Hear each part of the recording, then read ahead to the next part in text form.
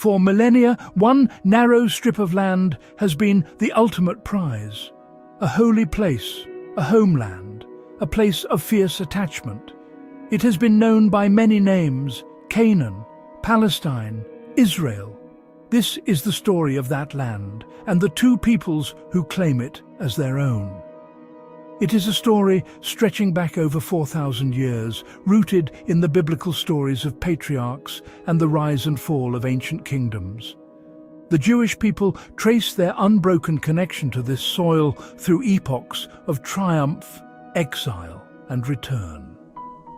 For centuries, a Jewish presence has endured. While some Jewish people began emigrating to the Palestine region in the late 1800s, the early 20th century saw a new chapter begin. The Zionist movement, born from persecution in Europe, inspired waves of Jewish immigrants to return. They came seeking refuge, to build a nation, purchasing land, establishing communities driven by a dream of national rebirth. For many Arabs living in the region, the arrival of Jewish settlers was unacceptable. This created friction that would ignite into open hostility. To understand today, we must look at yesterday and see how these two groups were set on a collision course. Let's unravel this long, painful history. From a hopeful plan for two states to the grim reality of walls, wars, and seemingly endless sorrow. Video by Patrick Solomon. Please support his work by liking and sharing. The Balfour Declaration of 1917 stated the intent to support a homeland for Jewish people in British Mandate Palestine. As the Jewish population, the Yishuv, began increasing, Arab violence against them began almost immediately. This caused the Jewish people to form the Haganah, a paramilitary organization for protection. The pivotal moment came in 1947. With the Jewish population increasing dramatically, the British Mandate ending, and anti-Jewish violence growing, the United Nations stepped in with a dramatic proposal.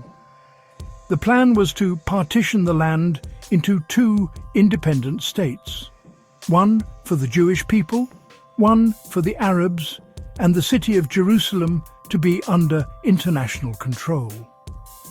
The Jewish leadership, representing a population that had grown to over 30%, accepted the plan. It offered a sovereign state and a haven for the survivors of the Holocaust. In stark contrast, the leaders of the Arab world and the representatives of the Arab population in Palestine vehemently rejected the proposal. They viewed it as a grave injustice. On May 14, 1948, the day the British Mandate expired, Jewish leaders formally declared the independence of the State of Israel, according to the borders of the United Nations proposal. The very next day, the armies of 5 neighbouring Arab nations invaded the nascent state: Egypt, Jordan, Syria, Lebanon, and Iraq. The war that ensued was a desperate fight for survival for the new Jewish state, and a disaster for the Palestinian Arabs, an event they would come to call the Nakba, or catastrophe. In the chaos of the fighting, an estimated 750,000 Palestinian Arabs fled or were expelled from their homes in the areas that became Israel. Many left under the belief, encouraged by Arab leaders, that they would soon return. Instead, they became refugees, scattered across the neighbouring Arab countries. Most neighbouring Arab nations refused to absorb them, keeping them in camps as a political symbol. Egypt eventually allowed many to settle in the Gaza Strip. By the war's end, Israel had survived and expanded its territory. The proposed Arab state never materialized, creating a refugee crisis that remains at the heart of the conflict. The unresolved refugee crisis fueled a more militant Palestinian nationalism. Organizations like the Palestine Liberation Organization emerged, Founded in 1964, the PLO and its armed wing Fatah aimed to liberate Palestine through armed struggle. Their charters called for the destruction of the State of Israel. This marked the beginning of a relentless campaign of terror attacks targeting Israelis, airline hijackings, embassy takeovers, and brutal massacres of civilians. In response, Israel developed a doctrine of forceful retaliation. Each act of terror was met with an escalating military response. This created a devastating and predictable cycle of violence. A Palestinian attack would be followed by an Israeli military operation, which would fuel more anger and lead to further attacks. The cycle culminated in major wars, like the Six-Day War in 1967, where Israel captured the West Bank and Gaza, placing 1 million Palestinians under occupation. Then came the long and bloody intifadas, or uprisings, which saw widespread Palestinian protests and violence against the Israeli occupation. The unrelenting terror attacks forced Israel to implement increasingly stringent security measures, culminating in a massive separation barrier around the West Bank, and a full blockade of Gaza after the militant group Hamas, which openly calls for Israel's destruction, took control in 2007. Rhetoric like "from the river to the sea" and Hamas statements about erasing the Jewish people from the face of the earth made it clear to many Israelis they were never willing to accept a two-state solution. In 1993, after secret negotiations, the Oslo Accords were signed by Israeli Prime Minister Yitzhak Rabin and PLO leader Yasser Arafat. It was a historic diplomatic effort to resolve the conflict, a moment of breathtaking symbolism.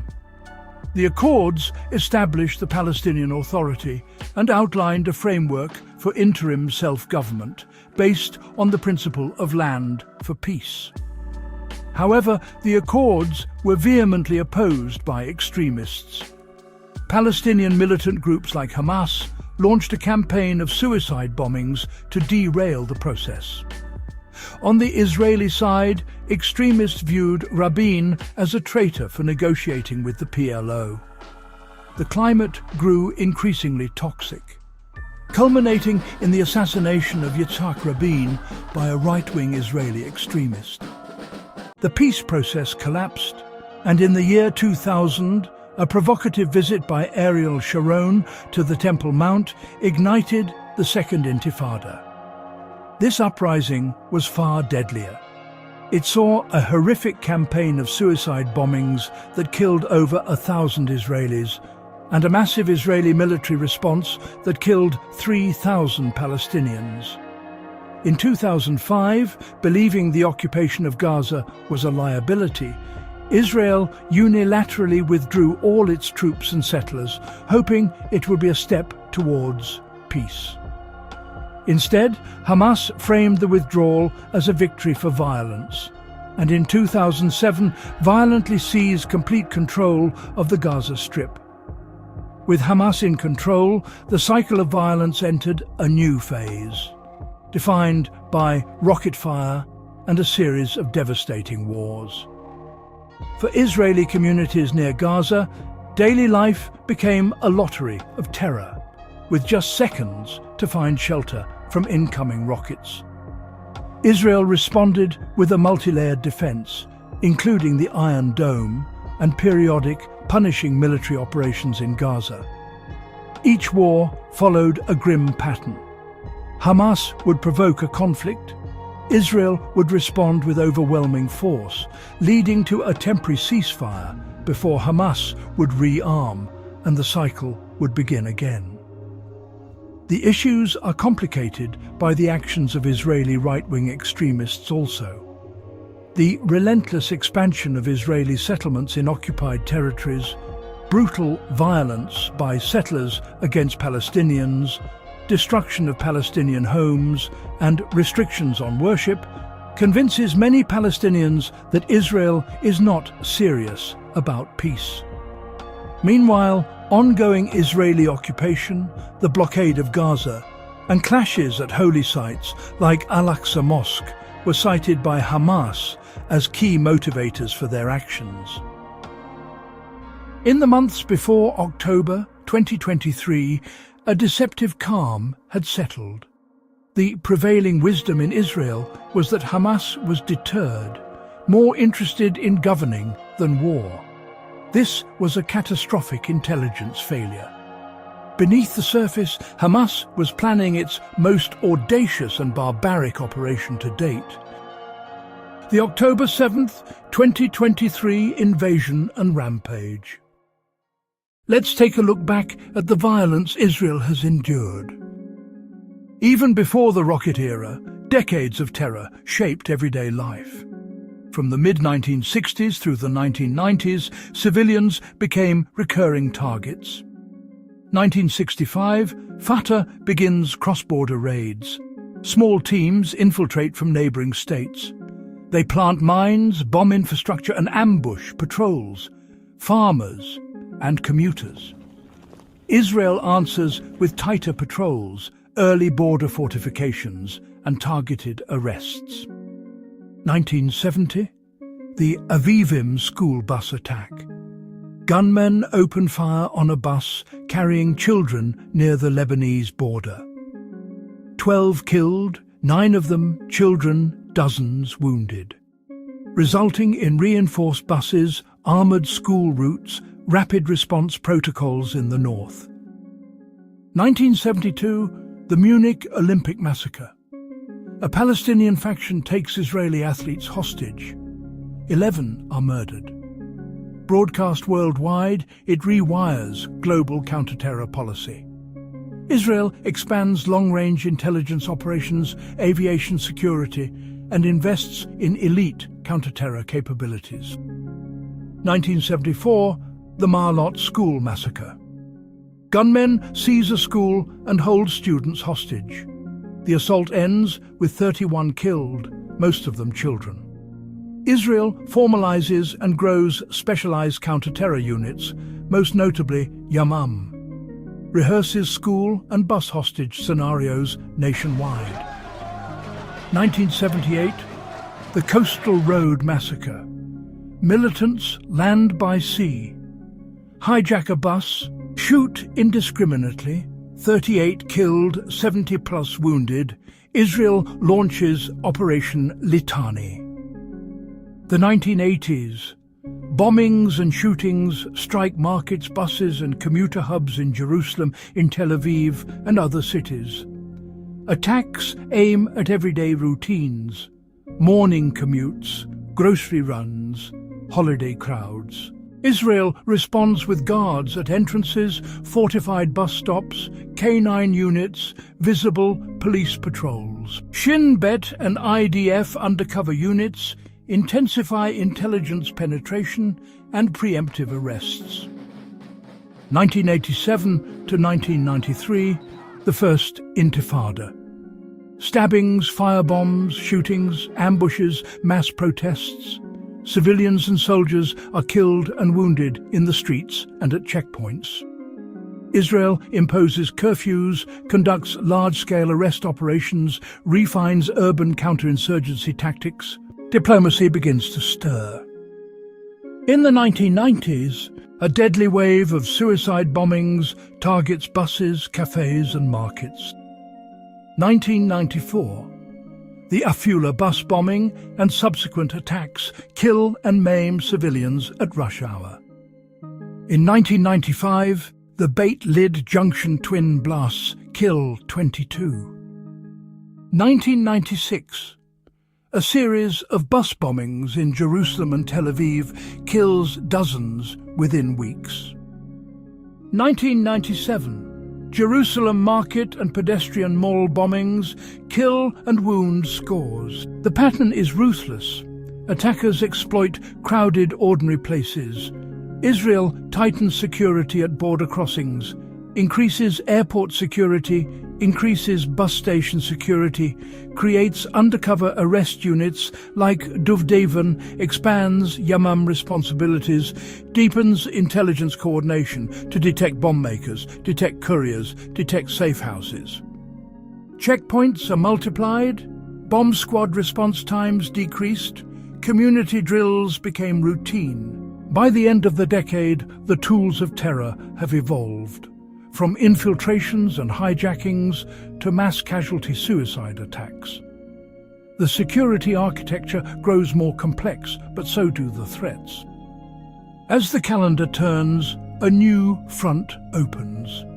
The next era won't just target buses and cafes, it will reach the sky, ushering in the age of rockets and the wars that follow. Terror from the sky. 2001. The first home-built Qassam rockets arc out of Gaza. Crude, short-range, wildly inaccurate. They cross the border. Warnings were ad hoc. Shelters were few.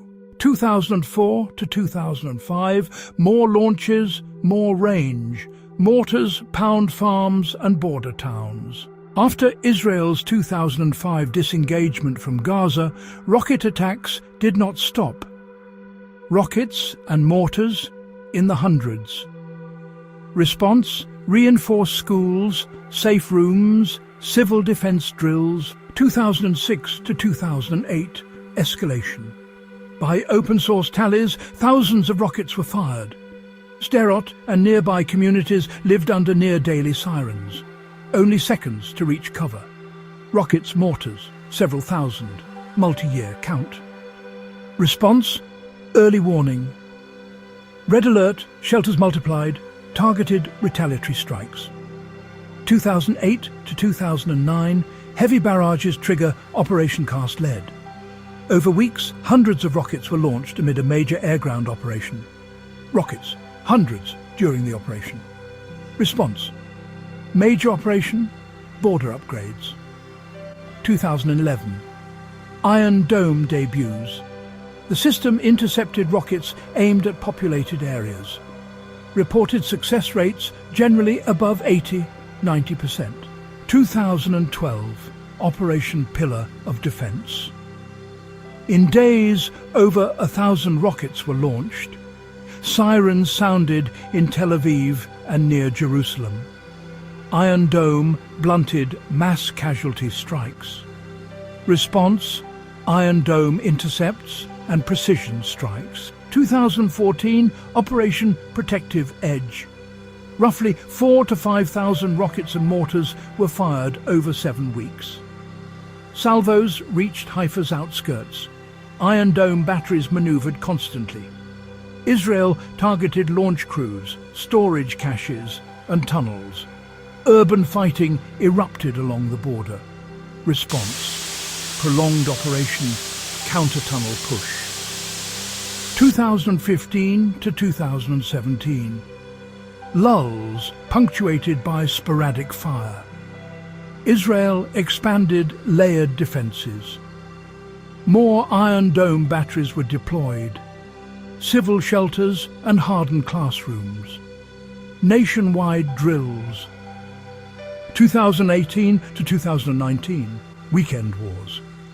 Hundreds of rockets could launch in 24 to 48 hours. Incendiary balloons ignited fields. Border clashes intensified. Ceasefires arrived, then unravelled.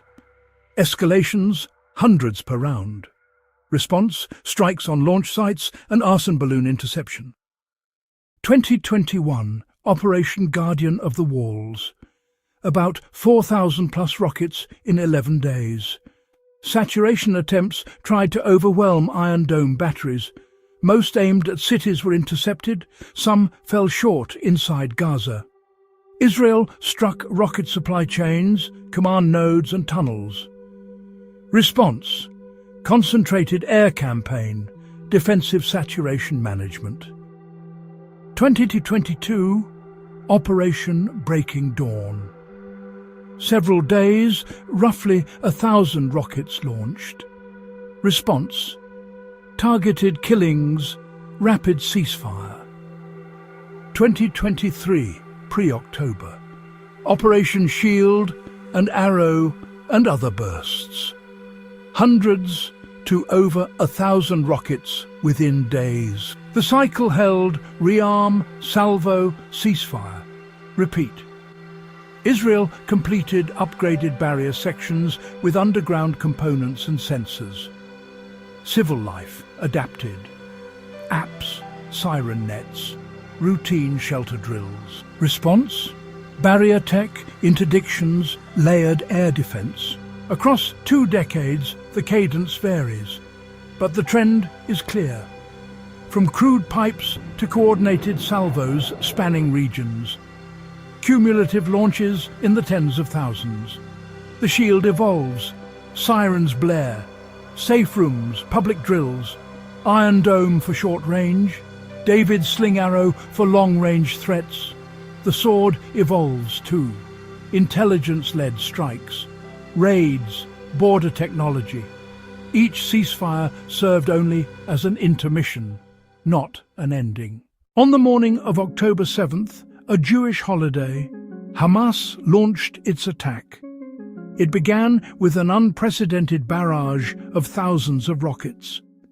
Under this cover, militants breached the border fence in dozens of locations, pouring into southern Israel and descending on unsuspecting towns and a music festival. They went house to house, systematically murdering entire families. At the music festival, they surrounded the area and mowed down fleeing partygoers. In addition to the slaughter, they abducted 251 people, babies, children, and the elderly, including Holocaust survivors, and dragged them into Gaza. By the end of the day, about 1,200 people were murdered in the deadliest day in Israel's history. Israel saw this as an act of war, and in response, its government declared its goals were absolute: to destroy Hamas and bring the hostages home. There is an old saying, "You can only poke a bear so many times before the bear bites." The October 7th massacre was not a poke, it was a deep, grievous wound. Israel initiated a massive military offensive in Gaza.